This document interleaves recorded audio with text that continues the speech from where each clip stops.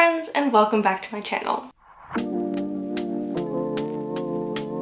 Today I'm going to be talking to you all about the Philodendron Gloriosum. It is one of my favorite philodendrons, that is for sure. I'm absolutely in love with these gorgeous, dark, velvety, heart-shaped leaves that just grow bigger and bigger with time. And it's just so much fun to watch it grow. It also grows very differently than a lot of other philodendrons. Instead of being a climber like the Melanochrysum, Varicosums, it's actually a crawler or a creeper, meaning that it likes to trail along the surface of the ground rather than climbing up. And in doing so, it'll produce bigger leaves while it's crawling on the ground, which I think is pretty freaking cool. And I really like how different it is. I think it's a little bit special because of it. If you don't know me already, my name is Emma and I make houseplanty content all over the internet. So if you want to follow along with my houseplanty journey and learn something along the way, stick around, watch some more of my videos, and subscribe to my channel. Right, let's get into the care of the Philodendron Gloriosum. Bright indirect light is ideal to keep your Gloriosum happy. They originate from the rainforest floor, so they're not getting any direct sun, and sunlight will burn their leaves, but they also don't want to be in complete darkness. They would like bright indirect light if possible. Too low of light, it can cause them to grow quite leggy and even stunt growth, making their leaves grow smaller and smaller with time, so it's not ideal. I personally am keeping mine in my bedroom at the minute, which isn't the brightest of spots. Without grow light, it is quite dark. I'd probably say low or below low light, unfortunately. But I try and keep grow light on this one for at least 7 hours a day. It would like 8 or 9 if possible, but I don't think I can afford that electricity bill at the minute. So it's gonna stick with 7 for now. I just have one of my mother grow lights pointing down at it. It's quite far away from it, so it's not getting the most light in the world, but it's kind of where this fits at the minute. If you couldn't tell, this is quite a large plant, and so I kind of have to work around what works for me and my space, and if that means not putting it in the perfect spot, that is gonna have to be what it is, unfortunately. Also, it's important to keep your leaves clean as possible. You want to keep them not dusty, and to do so I like to use a makeup brush. I actually got this tip from Claire the Jungle Haven for all of her velvet plants, and now all of my velvet plants. Use a clean makeup brush to kind of brush the dust away instead of using a cloth, because that doesn't work as well on the velvety leaves. But removing that layer of dust is super duper important because it kind of acts as a screen blocking out some of the light from getting to your plant. So if you can keep your leaves nice and clean, they will be absorbing more and can grow better. If you keep your Gloriosum in soil, it's best to water when the soil is dry, about halfway down. They like to dry out a little bit between waterings, but not too much. I think that's probably about once a week or every 2 in autumn and winter, maybe even less depending on your environment. Personally, I have mine in pond or semi-hydroponics, and I do this for a couple of different reasons. Pond works really well in self-watering planters, which make my life a lot easier. I can just have a reservoir of water underneath this plant, and this one in particular has a little indicator so I can see when it is low on water and I can fill it up accordingly. Also, because it's got a water reservoir, and this one in particular is quite large, I don't need to fill this up that often at all. Maybe every 2 or 3 weeks, and it's full on summer right now. It is hot. It's also important, if you've got yours in soil, to avoid overwatering, and by this I don't mean the quantity of water you're giving it at once. I mean the frequency. You don't want to be watering if the soil is too wet still, because that can cause root rot. Also, when you do water, you want to thoroughly soak the soil, but make sure to dump out any excess water or leave it to drain in somewhere like your sink or in a tub or something like that for a little while, and not be sitting in water in a cache pot, because that is a fast track to root rot, and we want to avoid that if we possibly can. Gloriosums can handle a fairly wide variety of temperatures. Their ideal is between 15 and 30 degrees Celsius or 60 to 85 Fahrenheit. So in general, they'll be happy in your home if you're happy in your home. If you're feeling like you're a little bit too cold, your plant's probably a bit too cold as well. So try and keep it within that realm.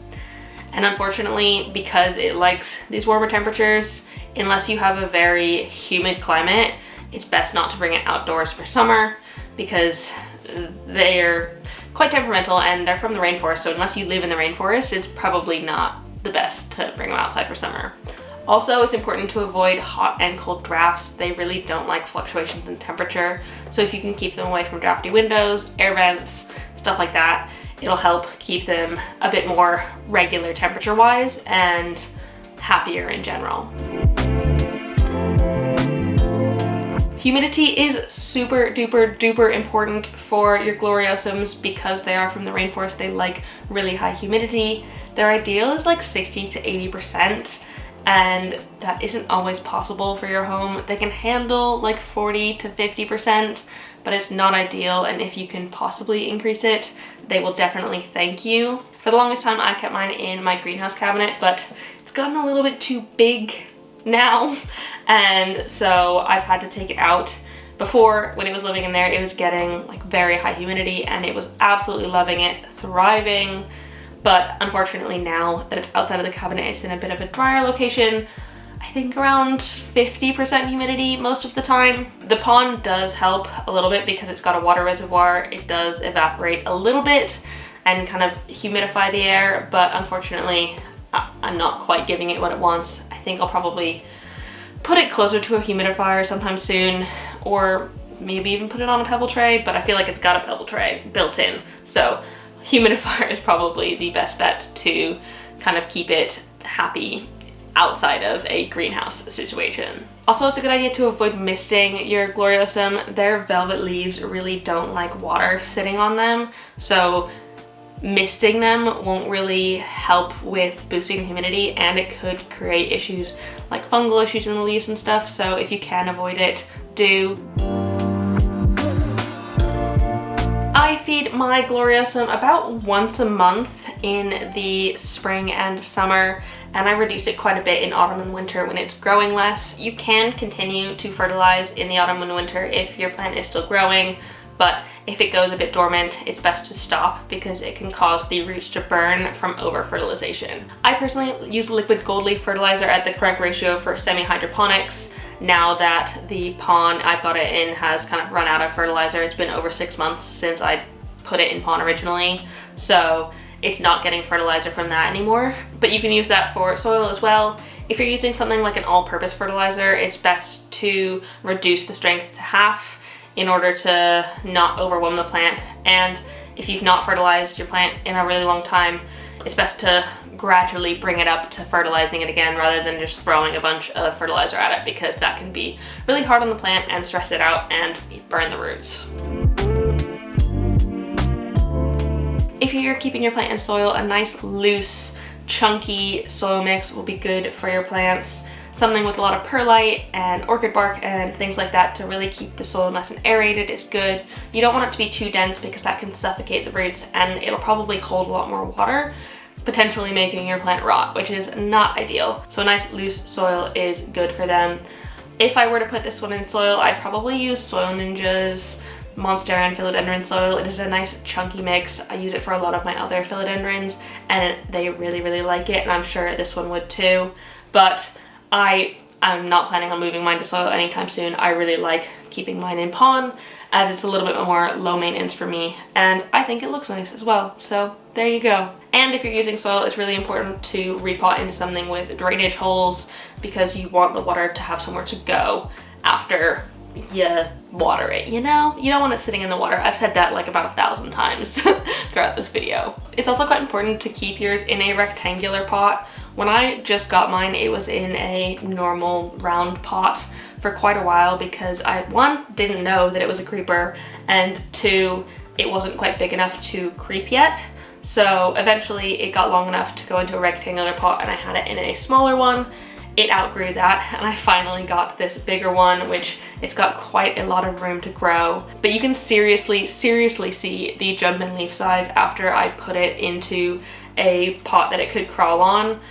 Like the leaf here, that's what it was before, and as soon as I put it into a rectangular pot, this was what popped out next, and ever since then the leaves have just been getting bigger and bigger and bigger.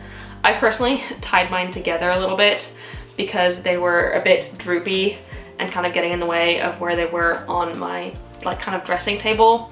So I've tied them up, which is totally fine. It doesn't hurt the plant to do that. As long as you're not straining the plant and putting them too tight, it's perfectly fine. Also, when you're repotting, you want to make sure that you're kind of keeping the rhizome above the substrate. You don't want to bury it because that can lead to things like rot of the stem, and we really don't want that. So keep the rhizome on the top of the surface of the substrate and it'll just grow roots down as it's creeping along. It's really easy to know when it's time to repot your Gloriosum because it's time when it gets to the end of the trough. It likely won't grow its roots too big before then, so just wait until it gets to the end and then give it something a little bit bigger. Propagation is super easy. Like a lot of other philodendrons, all you really need is a stem cutting with a node. It definitely has to have a node, otherwise it's not going to grow roots. And the node is just kind of where the bottom of the leaf comes out. So as long as you're using some clean, sharp scissors or knife, you can cut just around a node and pop that in your propagation medium of choice. If I were to do it, I would probably use sphagnum moss at this point in time, but I'm not planning on chopping and propping mine anytime soon because I'm loving this sort of growth it's having right now. Maybe when it gets to the end of the pot, but definitely not now. Unfortunately, Gloriosums are toxic to humans and pets, so do keep it out of reach of children and pets. If ingested, it can cause like mouth irritation, throat irritation, nausea, other gastrointestinal issues, so avoid consuming it if at all possible and take your pets to the vet if they do eat a lot of it or even some of it because it's really, really not good for them. So that is it. That is how to care for your Philodendron Gloriosum. I really, really hope you enjoyed this video. If you did, please give it a thumbs up down below and leave a comment on other houseplants you'd like me to talk about in the future, and subscribe for more. Thank you so much for watching, and I will see you next time. Bye!